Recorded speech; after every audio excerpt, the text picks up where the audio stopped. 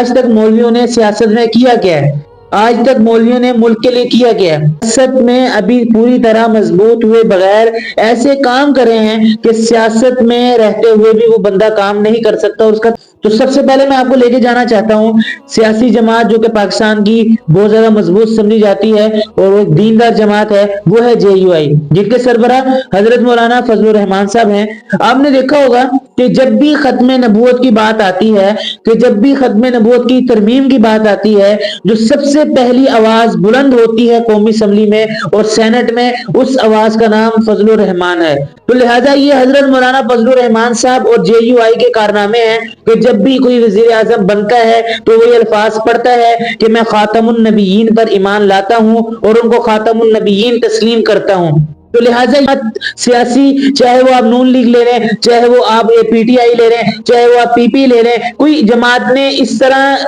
फलस्तीन के लिए खास तौर पे ऐसा एहतमाम नहीं किया कि जितना JUI की जमात,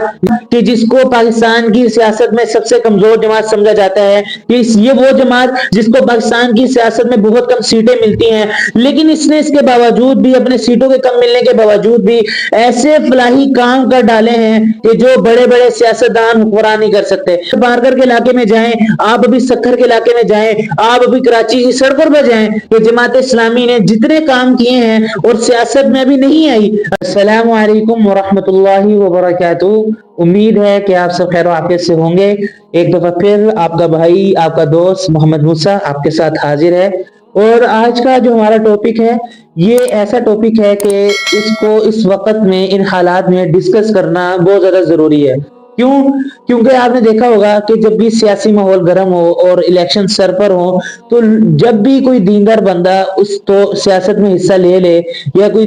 मौलवी बंदा जो है वो सियासत में आ जाए, तो उसको लोग, खास तौर पे वो लोग जो कि लिबरल से मुतासिर हों और सेकुलरिज्म से मुतासिर हों, वो आम तबके के आगे ऐसी बातें फैलाते हैं कि जिसके जरिए लोगों का जो एतमाद है और लोगों का जो कल्बी लगाव है वो मौलवी हजरात से और दीनदार तबके से हट जाए और वो अपना वोट गैर दीनदार तबके पर कास्ट करें और उधर जाके डालें। ये मैं आपको बात बता दूं कि जब भी सियासत में, जब भी ये माहौल बनता है, तो जाहिर सी बात है फिर गैर दीनदार तबके जो हैं और गैर दीनदार लोग हैं वो हमारी सियासत में अच्छी तरह कामयाब होते हैं और दीनदार तबका हमेशा पीछे रह जाता है। इसकी बड़ी वजह ये होती है कि जब भी इलेक्शन हमारे सर पर आते हैं तो ये लोग अफरा तफरी फैलाते हैं और लोगों के जहनों को मुंतशिर करते हैं। हम पिछले दिनों थे तो हमारे सामने भी ऐसी बात की गई कि आज तक मौलवियों ने सियासत में किया क्या है, आज तक मौलवियों ने मुल्क के लिए किया क्या है। तो मैं आज आपको ये बात बता दूं और ये वीडियो मैं इसीलिए बना रहा हूं ताकि आपके सारे एतराजात जो हजरात, मौलवी हजरात पर होते हैं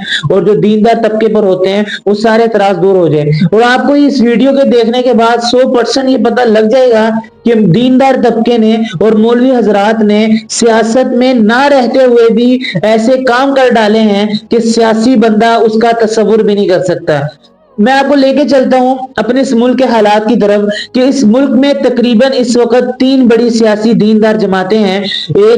नंबर 1 JUI और नंबर 2 जमात इस्लामी और नंबर 3 TLP,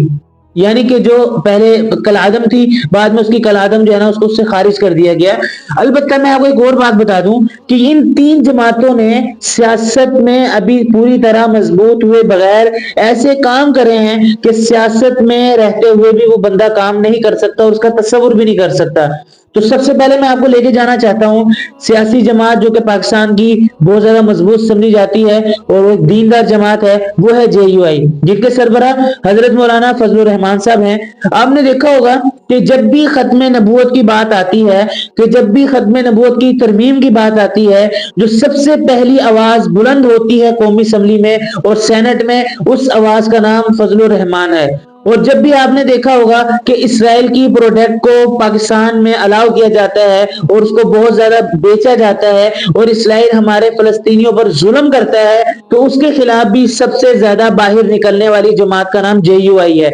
आपने देखा होगा कि पिछले दिनों जब हजरत मौलाना फजलुर रहमान साहब असम्बली में नहीं थे, कौमी असम्बली में उनकी नशिस्त नहीं थी, उसके बावजूद जब भी तरमीम की बात आई तो हजरत मौलाना फजलुर रहमान साहब ने पूरे जो असम्बली के लोग थे उनको मुतनब्बे किया और ان کو متوجہ کیا کہ یہ کام نہ کیا جائے، کیونکہ ختم نبوت ہماری جان ہے، ختم نبوت ہمارا ایمان ہے۔ ختم نبوت اگر ہمارے دین سے، ہماری سیاست سے، ہمارے ملک سے نکل گئی تو ہمارا مسلمان کہلانا بھی بہت مشکل ہو جائے گا۔ تو لہذا اس قانون کو آج سے پہلے بھی نہیں نکالا گیا تو آج بھی نہ نکالا جائے۔ تو لہذا یہ حضرت مولانا فضل الرحمان صاحب اور جے یو آئی کے کارنامے ہیں کہ جب بھی کوئی وزیر اعظم بنتا ہے تو وہ یہ الفاظ پڑھتا ہے کہ میں خاتم النبیین پر ایمان لاتا ہوں اور ان کو خاتم النبیین تسلیم کرتا ہوں۔ تو لہٰذا یہ وہ جماعت ہے کہ جس نے سیاست میں قوی مضبوط ہوئے بغیر بھی اور بہت زیادہ جو ہے سیٹیں حاصل کیے بغیر بھی انہوں نے وہ باتیں کر ڈالی ہیں، وہ کارنامے انجام دے ڈالے ہیں کہ جس کا عام جماعت بھی تصور نہیں کر سکتی۔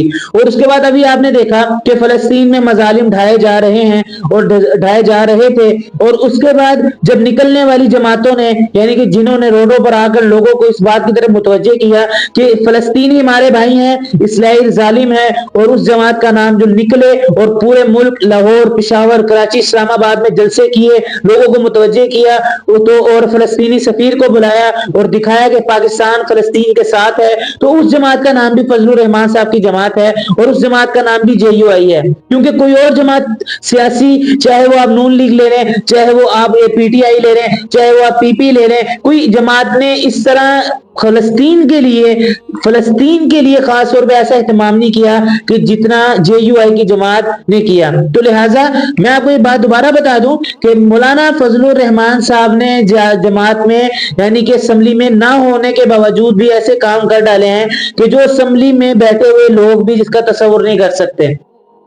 نمبر 2، دوسری جماعت جو ہے جس کو ہم کہا جاتا ہے کہ جماعت اسلامی۔ جماعت اسلامی کی ہم دنیاوی کارنامے کو طرف اگر اپنی نظر دوڑائیں تو عقل دنگ رہ جاتی ہے، عقل حیران ہو جاتی ہے کہ یہ وہ جماعت کہ جس کو پاکستان کی سیاست میں سب سے کمزور جماعت سمجھا جاتا ہے، کہ یہ وہ جماعت جس کو پاکستان کی سیاست میں بہت کم سیٹیں ملتی ہیں، لیکن اس نے اس کے باوجود بھی، اپنے سیٹوں کے کم ملنے کے باوجود بھی ایسے فلاحی کام کر ڈالے ہیں کہ جو بڑے بڑے سیاستدان حکمران نہیں کر سکتے۔ آپ ابھی تھرپارکر کے علاقے میں جائیں، آپ ابھی سکھر کے علاقے میں جائیں، آپ ابھی کراچی کی سڑکوں پر جائیں تو جماعت اسلامی نے جتنے کام کیے ہیں، اور سیاست میں ابھی نہیں آئی، ابھی پوری طرح سیاست میں مضبوط نہیں ہوئی، لیکن کراچی کے لوگوں کو، سندھ کے لوگوں کو اور جو سرحد کے لوگ ہیں ادھر جا کے فلاحی کام کیے، ان تمام جتنے بھی صوبے کے لوگ ہیں ان کو جو ہے سہولیات فراہم کی، اور لہٰذا ابھی سیاست میں پوری طرح مضبوط نہیں ہوئی۔ تو لہٰذا دوسری دیندار جماعت کہ جو ہمارے پاکستان میں دیندار سمجھی جاتی ہے، جماعت اسلامی،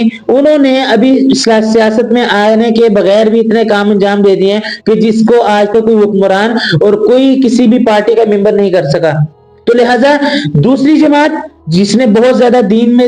سیاست میں رہتے ہوئے اور سیاست میں نہ رہتے ہوئے دینداری کے باوجود اور اپنی سیاست میں اتنے زیادہ کام کر ڈالے کہ جس کا تصور نہیں کیا جا سکتا۔ تیسری جماعت کہ جس کو جو ہے ہم ٹی ایل پی کے نام سے جانتے ہیں، کہ جو پہلے جو ہے کلادم ہو گئی تھی، بعد میں اس کو جو ہے نا کلادم سے خارج کر دیا گیا، جس کے بانی تھے حضرت علامہ خادم حسین رضوی رحمہ اللہ، کہ یہ وہ شخص تھے کہ انہوں نے سب سے پہلے جب ختم نبوت کی بات آئی اور ختم نبوت کی تسلیم کرنے کی بات آئی، اور وہ اینکر جو کہ لبرل قسم کے اینکر تھے، جو اپنے آپ کو مسلمان کہلانے کے باوجود بھی مغرب سے متاثر تھے، ان کو لائف طور پر جو ہے نا ان کو جوابات دیے اور ان کے جو ہے نا منہ کو بند کیا کہ بھائی اسلام میں جو بندہ رہتا ہے وہ مغرب کی حمایت نہیں کر سکتا۔ تو اس جماعت کا نام تھا ٹی ایل پی۔ البتہ یہ تین بڑی جماعتیں جو کہ سیاسی جماعتیں ہیں اور ایک بہت اچھی ان کو جو سیاست میں جو ہے نا بھی اچھی طرح جو ہے نا وہ مضبوطی نہیں ملی، اس کے باوجود بھی انہوں نے سیاست کے بغیر بھی سیاسی ایسے کارنامے انجام دے دیے ہیں کہ جس کی مثال ملنا مشکل ہے۔ تو لہذا وہ لوگ جو یہ باتیں کرتے ہیں کہ مولویوں نے، دیندار طبقے نے سیاست میں آج تک کچھ نہیں کیا، تو میں ان کو پھر ایک دفعہ بتانے جاتا ہوں، اپنے ہوش کے ناخن لیں، اپنے گریبان میں جھانکیں، اور وہ باتیں جو آپ اپنے منہ سے کرتے ہیں وہ صراحتاً جھوٹ ہیں۔ آپ پاکستان کی تاریخ کو پڑھیں، آپ پاکستان کی سیاسی تحریک کو پڑھیں، آپ کو پتہ لگ جائے گا کہ جتنے کام ان دیندار طبقے نے کیے ہیں اتنا کام کسی نے نہیں کیا۔ اور وہ لوگ جو کہ الیکشن میں آخر میں کہتے ہیں کہ بھئی ہمیں اپنے ملک میں ایک نیک حکمران چاہیے، ان سے میں گزارش کرنا چاہتا ہوں کہ نیک حکمران جب چاہیے ہے تو نیک لوگوں کو ووٹ دینا پڑے گا۔